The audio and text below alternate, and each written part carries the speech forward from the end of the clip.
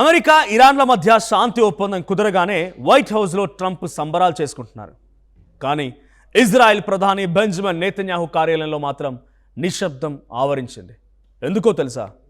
ఈ డీల్ వెనుక ఉన్నటువంటి అసలు బాధితుడు ట్రంప్ కాదు, ఇరాన్ అంతకంటే కాదు, సాక్షాత్తు నెతన్యాహునే ఇక్కడ బాధితుడు. గత 3 ఏళ్లుగా హమాస్, హెజ్బొల్లా ఇరాన్లపై దాడులు చేసి మిడిల్ ఈస్ట్ మ్యాప్నే మార్చేస్తానని శపథం చేసిన నెతన్యాహుకి ఈ శాంతి ఒప్పందం ఒక పీడకల్లా మారింది.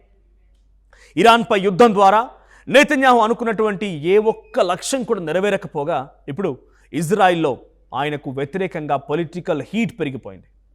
ఒకవైపు ట్రంప్ తన స్వార్థం కోసం ఇజ్రాయిల్ని పక్కన పెట్టేశారా? అక్టోబర్లో రాబోతున్నటువంటి ఇజ్రాయెల్ ఎన్నికల్లో నెతన్యాహు ఓడిపోబోతున్నారా? అసలు నెతన్యాహు కష్టకాలం ఎందుకు మొదలైంది? దీనికి కారణం ఏంటి? డీటెయిల్డ్గా వీడియోలో చూద్దాం. Welcome to R stream. నేను మీ జర్నలిస్ట్ మనోజ్. గత 3 ఏళ్లుగా బెంజమిన్ నెతన్యాహు అనుసరించినటువంటి ఏకైక వ్యూహం అగ్రెసివ్ మిలిటరీ యాక్షన్, అంటే దూకుడైనటువంటి సైనిక చర్య. గాజాలో హమాస్ను నాశనం చేయడం, లెబనాన్లో హెజ్బొల్లాని తుడిచిపెట్టడం, చివరిగా ఇరాన్లోని ఇస్లామిక్ పాలక వ్యవస్థని కూల్చేయడం. ఇవే నెతన్యాహు పెట్టుకున్నటువంటి ప్రధాన లక్ష్యాలు. కానీ ఇప్పుడు అమెరికా ఇరాన్ మధ్య కుదిరినటువంటి శాంతి ఒప్పందం ఆ లక్ష్యాలన్నిటిపైన నీళ్లు చల్లింది. ఎందుకంటే క్షేత్రస్థాయిలో వాస్తవాలు పూర్తిగా భిన్నంగా ఉన్నాయి.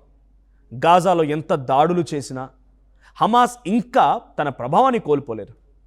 లెబనాన్లో హెజ్బొల్లా క్షిపణి వ్యవస్థలు ఇప్పటికీ యాక్టివ్గానే ఉన్నాయి. ఇక అన్నిటికంటే ముఖ్యంగా ఇరాన్ పాలక వ్యవస్థ కూలిపోవడం పక్కన పెడితే ఆ దేశానికి చెందినటువంటి Islamic revolutionary guards and corps IRGC ఇది మరింత బలంగా తయారైందని అంతర్జాతీయ మిలిటరీ విశ్లేషకులు చెప్తున్నారు. ఇక నెతన్యాహు ఏ శత్రువులనైతే పూర్తిగా అంతం చేయాలనుకున్నారో వారంతా ఇప్పటికీ సజీవంగా బలంగానే ఉన్నారు.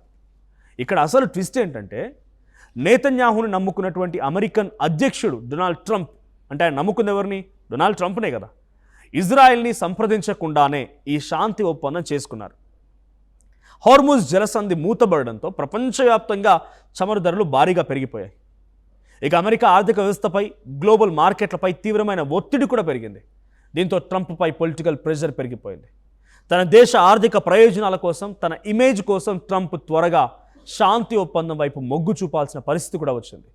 ఈ మొత్తం చర్చల ప్రక్రియలో ఇజ్రాయెల్ని అమెరికా పక్కనే పెట్టేసిందనేటువంటి భావన నెతన్యాహు వర్గాల్లో బలంగా వినిపిస్తోంది. అన్నిటికంటే నెతన్యాహుకి కోపం తెప్పించిన అంశం ఏంటంటే ఈ ఒప్పందంలో లెబనాన్ అంశాన్ని కూడా చేర్చడం అనేది నెతన్యాహుకి మొత్తానికి మింగుడు పడని విషయం. దీనివల్ల లెబనాన్లో ఇజ్రాయెల్ డిఫెన్స్ ఫోర్స్ IDF జరిపేటువంటి సైనిక చర్యలపైన పరిమితులు కూడా విధించాల్సి వచ్చింది. ట్రంప్ చేసినటువంటి ఈ పని నెతన్యాహుకి తీవ్రమైన అసంతృప్తిని మిగిల్చింది. ఇకపోతే యుద్ధం ముగిసింది సరే, కానీ నెతన్యాహుకు అసలైనటువంటి పరీక్ష ఇప్పుడే మొదలైంది. ఇజ్రాయెల్లో రాబోయేటువంటి అక్టోబర్ నెలలో సాధారణ ఎన్నికలు జరగబోతున్నాయి. ఈ ఎన్నికలకి ముందు కుదిరినటువంటి ఈ శాంతి ఒప్పందం నెతన్యాహు పైన ఒక పెద్ద పొలిటికల్ సెట్బ్యాక్, అంటే రాజకీయ ఎదురుదెబ్బని మిగిల్చింది. 2023 అక్టోబర్ 7న హమాస్ జరిపినటువంటి దాడుల వెనుక సెక్యూరిటీ ఫెయిల్యూర్ విషయంలో నెతన్యాహుపై ప్రజల్లో ఇంకా ఆగ్రహం చల్లారలేదు. యుద్ధం ద్వారా ఆ విమర్శలన్నింటినీ కూడా తుడిచేసి మళ్ళీ హీరోగా ఎదగాలని చెప్పి నెతన్యాహు ప్లాన్ వేశారు.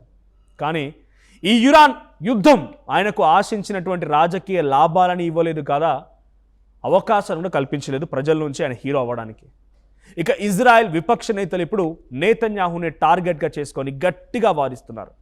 ఇది మన సైన్యం సాధించిన విజయం కాదు, నెతన్యాహు లీడర్షిప్ వల్ల జరిగినటువంటి వ్యూహాత్మక వైఫల్యం అంటూ విపక్షాలు విమర్శలు గుప్పిస్తూనే ఉన్నాయి. అలాగే బిలియన్ల కొద్ది బడ్జెట్ ఖర్చు చేసి మరి దేశాన్ని ప్రమాదంలోకి నెట్టి సాధించింది ఏంటని పబ్లిక్ క్వశ్చన్ చేస్తున్నారు. ఇన్ని విమర్శలు వస్తున్నా నెతన్యాహు మాత్రం వెనక్కి తగ్గడం లేదు. తన చర్యల్ని ఆయన గట్టిగా సమర్థించుకుంటున్నారు. ఇరాన్పై తాము జరిపినటువంటి దాడులు ఇజ్రాయెల్ని ఒక పెద్ద ఎగ్జిస్టెన్షియల్ థ్రెట్, అస్తిత్వ ప్రమాదము అక్కడి నుండి రక్షించాయని చెప్పి ఆయన వాదిస్తున్నారు. ఇరాన్ అణు కేంద్రాలని, క్షిపణి తయారీ కేంద్రాలను కూడా తాము దెబ్బతీయడం వల్లే ఇజ్రాయెల్ సురక్షితంగా ఇప్పటికీ ఉండగలిగిందని నెతన్యాహు తన మద్దతుదారులు చెప్పుకుంటున్నారు. కానీ నెతన్యాహు చెప్తున్నటువంటి ఈ మాటలని ఇజ్రాయెల్ పబ్లిక్, అక్కడి ఓటర్స్ ప్రస్తుతం నమ్మే పరిస్థితులు లేరు. ఎందుకంటే గాజాలోని హమాస్ కంట్రోల్ ఉన్నటువంటి ఇజ్రాయెల్ బందీలను విడుదల ఇంకా పూర్తి కాకుండానే హమాస్ బలహీనపడింది అని చెప్పి అటు ఇజ్రాయెల్ ప్రధాని నేతన్యాహు చెప్పడం వారికి నచ్చడం లేదు. పైగా ఇప్పటిదాకా నమ్ముకున్నటువంటి అమెరికా కూడా తమ పట్ల చేతులెత్తేసింది. ఇక చివరిగా చెప్పాలంటే అమెరికా ఇరాన్ డీల్తో బాంబుల మోత ఆగిపోయింది, యుద్ధం ముగిసింది. కానీ ఇజ్రాయెల్ ప్రధాని నేతన్యాహుకి మాత్రం సొంత దేశంలోనే ఒక పెద్ద పొలిటికల్ వార్ స్టార్ట్ అయింది. యుద్ధం కాలంలో లీడర్ను మార్చకూడదు అనేటువంటి సెంటిమెంట్తో ఇన్నాళ్ళు నేతన్యాహు భరించినటువంటి ఇజ్రాయెల్ ప్రజలు ఇప్పుడు శాంతి నెలకొనడంతో ఆయనపై అకౌంటబిలిటీ అంటే జవాబుదారీతనాన్ని కోరుతూ ఉన్నారు, సమాధానాలు ఎక్స్పెక్ట్ చేస్తున్నారు. అలాగే ఆయనపై 3 ప్రధాన అవినీతి కేసులు కూడా ఉన్నాయి. ఇవి యుద్ధం వల్ల విచారణ ఇంతకాలం పాటుగా వాయిదా పడుతూ వచ్చింది. యుద్ధం ముగియడంతో ఆయనపై ఈ కేసు విచారణలన్నీ కూడా త్వరలోనే ప్రారంభం కావచ్చు. ఇక నేతన్యాహు తప్పు చేసినట్టుగా తేలితే ఆయన జైలుకి వెళ్ళడం కూడా డెఫినెట్గా గ్యారంటీ అని చెప్పాలి. ఈ ఏడాది అక్టోబర్లో జరగబోయేటువంటి ఎన్నికల్లో నేతన్యాహు మళ్ళీ పవర్లోకి వస్తారా అనే దానిపైన ఒక తీవ్రమైన ఉత్కంఠ నెలకొంది.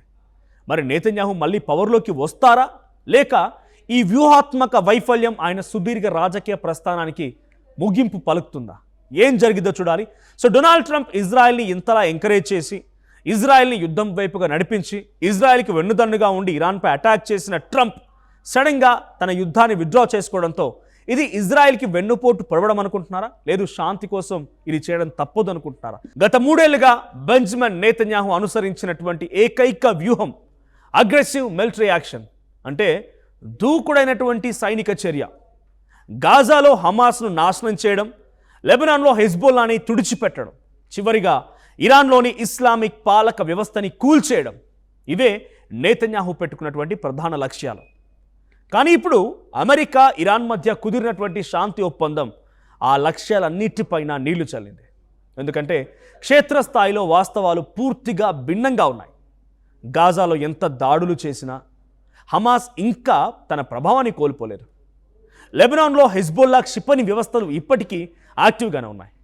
ఇక అన్నిటికంటే ముఖ్యంగా ఇరాన్ పాలక వ్యవస్థ కూలిపోవడం పక్కన పెడితే ఆ దేశానికి చెందినటువంటి Islamic revolutionary guards and corps IRGC ఇది మరింత బలంగా తయారైందని అంతర్జాతీయ మిలిటరీ విశ్లేషకులు చెప్తున్నారు.